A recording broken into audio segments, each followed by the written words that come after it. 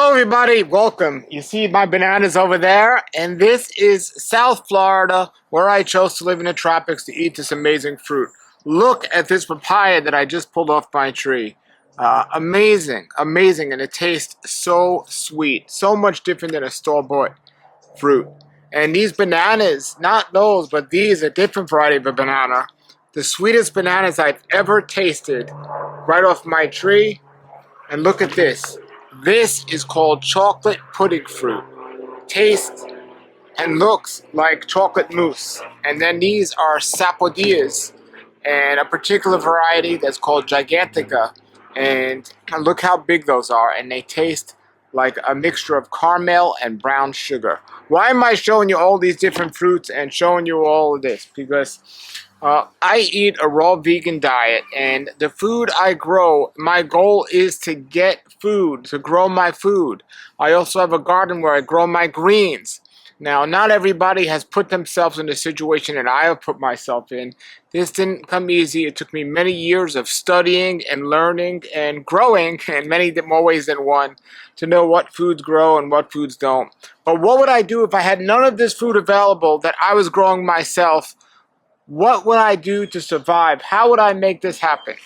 Well, a good friend of mine, Dr. Fred Fishy, has been eating a raw vegan diet for over 60 years, and he's in his 90s. And he lives in New York in a cold environment, and he doesn't have access to grow his own food, but he's made it work. He's figured out how to do it. And what would I do if I didn't have access to all these fruits and vegetables that I'm growing myself? Well, that's what I want to talk about, because many people think they can't eat healthy if they don't have all of these great foods and everything else, but you can. What I would recommend, and what I do actually, is the number one base for what I eat is sprouts and microgreens. Sprouts and microgreens, because even though I have an avocado tree, I don't have avocados all year. Even though I grow greens in my own garden, in the summertime it's very difficult to grow greens in outside, so I don't have access to a garden grown greens in the summertime. And certain fruits grow in the wintertime and certain ones don't. But the staple of my diet really is sprouts and microgreens.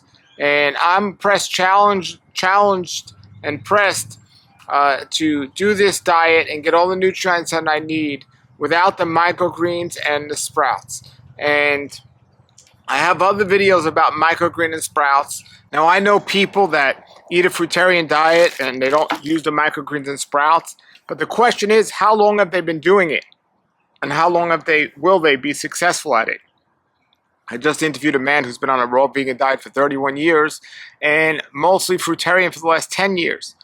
And I wanted to find this answer. Can you eat a high fruit, low fat diet with store-bought fruits and vegetables? So I'm seeking that out, and I asked him, and he said, no, I grow most of my food, or I get it locally grown.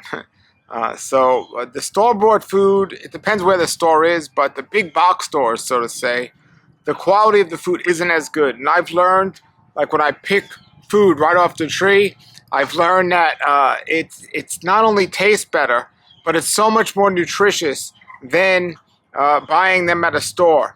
Because I know when the food ripens, and so I know what's ideal for me and what would be the best. So this example here is a chocolate pudding fruit, and there's no way I would eat this at this stage or even pick it at this stage until this comes up at the top here, and then I know it's ripe.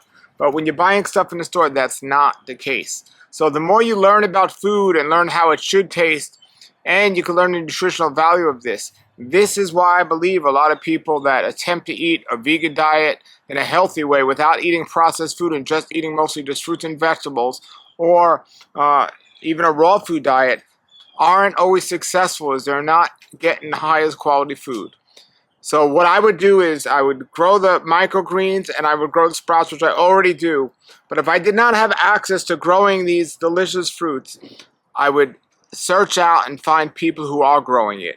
Whether it's a local farmer's market where you live or somebody else down here in the tropics that can ship to you. And thankfully now there are places that do that will ship them right to you. Laura Farms is a friend of mine, and Julian will ship in-season fruit right to you, variety box of all this different fruit. my friend at Sleepy Lizard Avocado Farm. He ships avocados, mamey, sapodillas, pretty much all these foods we're getting right here. And there's MiamiFruit.com. So there are more and more places online that are shipping food, so you can get it right straight to you. So I definitely would search those out, and I'll put some of those links below. But that's what I would do. I would try to find people that are growing it. If I can't grow it myself, I would first search out locally, and then I would search out on the internet if I couldn't find it locally. Even if I don't know anyone on Facebook, and I don't know if Craigslist is still around, there are some people that are growing food that you might not know, but they'll post it on there and post that they have it. So that's what I would do. And I would also grow the microgreens. I would grow the sprouts. And so also I would learn about wild edible foods, foraging, especially if I lived up north. I would definitely do this more, and I should do this down south here, but learning about the wild edible greens, the weeds that are so edible and just taste absolutely amazing and are so nutritious. Here's the thing. You see me with all these different varieties of foods, but you don't need a lot.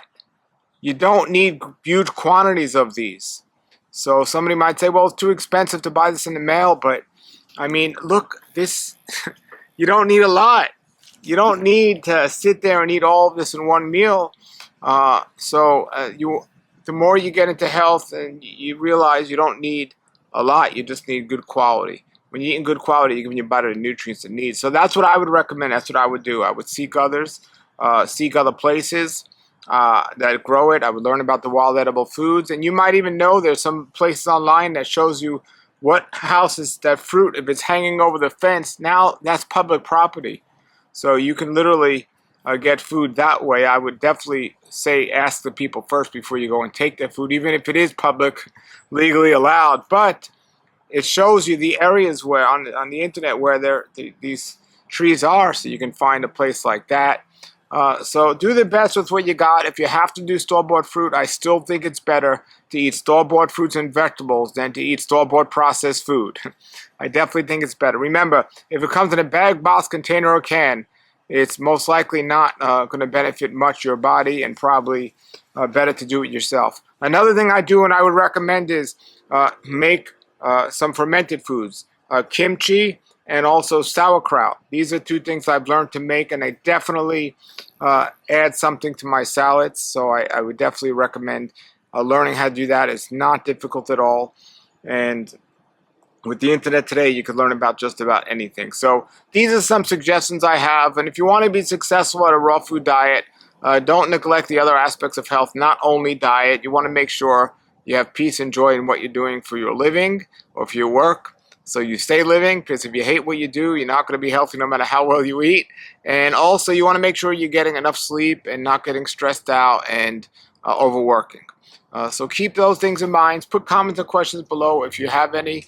And thanks for watching. And have a great day, everybody, and a great raw life. Nature's wealth, good for your health. This is the Raw Life Health Show.